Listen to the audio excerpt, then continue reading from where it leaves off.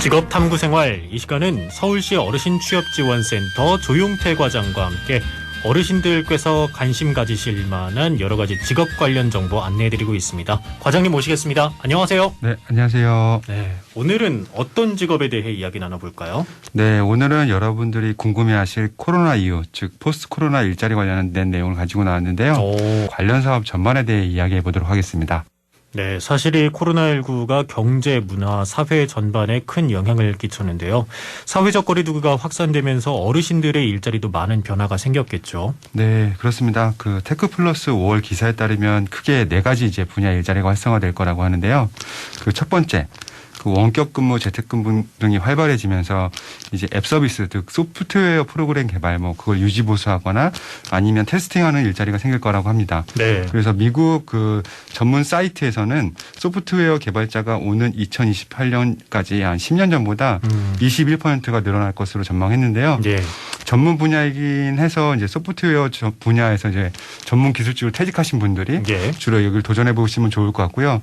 그거 관련된 걸로 이제 독거노인 홀몸 어르신을 돌보는 사물인터넷 서비스 유지보수 인력도 이제 시니어를 채용하는 것도 알고 있고요. 시니어 이제 ICT 전문가 그리고 스마트 돌봄 서비스까지 제가 봤을 때는 이 소프트웨어라든지 아니면 IT 전반에 관련해서 시니어 일자리는 생길 거라고 생각하고 있습니다. 예, 지금도 꽤 수요가 많은 직종인데요. 네. 앞으로 더 확대가 될 거라는 말씀이신 거군요. 예, 두 번째는 어떤 직종인가요? 네, 제가 일전에 많이 소개해드렸던 이제 거리두기의 연장선상에서 언택트 생활 방식도 이제 급증할 거라고 보고 있고 지금도 급증하고 있는데요. 네. 그리고 온라인 유통, 그 배달 등이 포함되고 언택트 소비가 늘어나면서 반드시 필요한 직종이라고 생각합니다. 그래서 유통체인에서 일하는 화물 운송기사 그리고 유통 전문가가 이제 활성화될 거라고 하고 네. 근데 지금은 이제 저유가 시대기도 하고 이제 물류 창구에 이제 배달이 이제 트럭을 하다 보니까 그분들이 정말 많이 바빠졌다고 제 얘기 들었는데 대형 운전면허를 갖고 계시거나 아니면 그쪽에 좀 더 관심이 있다고 하시면 또 자격을 취득해서 도전해 보는 것도 좋을 것 같습니다. 포스트 코로나 시대에 늘어날 일자리 세 번째는 어떤 직종인가요? 네, 세 번째로 이제 광고 마케팅 전문가. 역시 이제 포스트 코로나 시대에 늘어날 일자리로 선정되었습니다.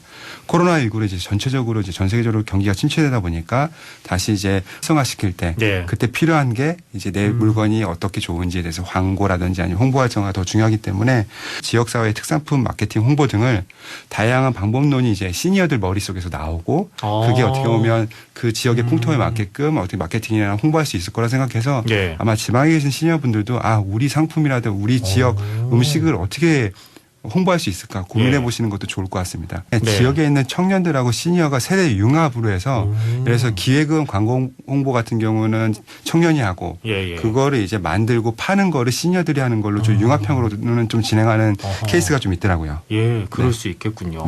지역사회도 살리고 일자리도 창출할 수 있다는 얘기인데요. 특히 지역에 사시는 분들에게 도움이 될 만한 말씀 아닐까 하는 생각이 듭니다. 포스트 코로나 시대에 늘어날 일자리 알아보고 있는데요. 마지막으로 소개해 주실 직종은 어떤 걸까요? 네, 네 번째로 누구나 예상할 수 있듯이 간호사, 의사, 헬스케어 분야에서 일하는 이제 직업도 향후 이제 수요가 늘어날 거라고 보는데요. 관련된 직종으로 보면 요양보호사 같은 경우도 채용 사이트에서 보면 지속적으로 올라오는 거긴 해요. 이번 연도에 노인 맞춤 돌봄 서비스라고 해서 새로 총 한 8개인가요? 그쪽에 있는 그 돌봄 서비스를 다 합쳐놓은 거예요. 노인 관련된 거를. 그래서 거기에 생활지원사 등이 이번에 새로 생겼는데 그런 직종에 해당되고요. 그리고 피트니스 트레이너 같은 경우도 제가 봤을 때는 시니어가 시니어 대상으로 특화된 피트니스 트레이닝을 한다면 더 좋을 것 같아요. 왜냐하면 노인복지관에서 만들어낸 영상들이 있는데 전문적으로 피트니스에 특화돼서 만든 운동 같은 건 없다라고 생각을 하거든요. 그런 것도 만들어서 이제 배포한다고 하면 더 좋을 것 같습니다. 그러고 보면 퍼스널 트레이너 같은 경우에도 시니어분이 시니어분을 가르친다면 배우는 입장에서도 좀 마음 편하게 배울 수 있겠고 나에 대해서 좀 알아주겠다라는 생각이 들 수 있겠다 싶습니다. 그렇죠. 저도 저희 노인복지센터에서도 보면 체조를 영상을 올려놓은 걸 되게 많이 보신다라고 하더라고요. 근데 체조는 같이 이렇게 하는 걸로는 당연히 좋을 수 있는데 각자 어떻게 보면 분야별로 아니면 뭐 신체별로 어떤 운동이 좋다라는 것도 시니어가 시니어한테 직접 그런 거 알려주는 영상도 되게 좋을 거라고 생각합니다. 그렇군요.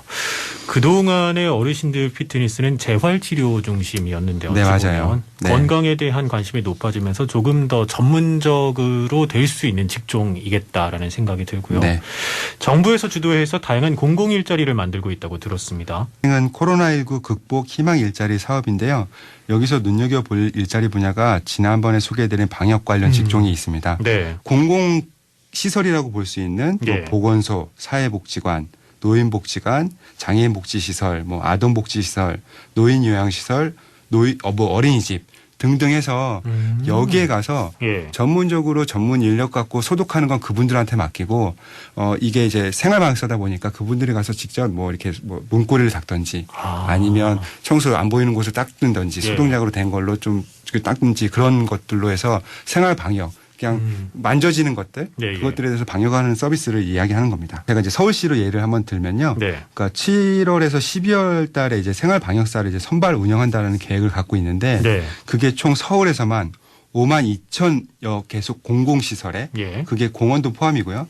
생활방역사 1만 명을 선발하는 내용이에요. 1만 명이면 꽤 많은 숫자죠. 그래서 아까 말씀드린 것처럼 활동 공간은 뭐 유치원, 초중고교, 전통시장 등은 이제 서울에서 특화돼서 있다라고 하면 서울에서 있는 뭐 공공시설이 지방하고 좀 다를 수 있잖아요. 그걸로 더 붙여서 그 5만 2천여 개 개소에서 생활방역사 1만 명이 활동하게 하는 내용입니다.